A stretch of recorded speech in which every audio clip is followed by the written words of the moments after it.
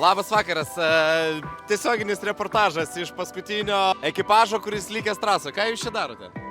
Nieko, džiaugiamės, gerų orų, žvaigždės šviečia, gražu.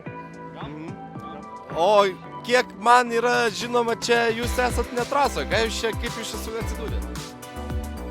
Bandėm kažkaip tai į trasą įvažiuoti, bet nelabai jau paėjo. Nepataikė. Kaip kelio knyga sekasi, ką gerai viskas sakėte? Man atrodo puikiai. Grįžti vieną tašką, davažiavom iki čia ir kipom čia, pusę valandos gal daugiau. Bet ne į tą pusę pasukat. Šturmas. Nežinau. Trasa ten. Žiūrėt, Žemėl. Žiūrėjom. Tai toli ar ne?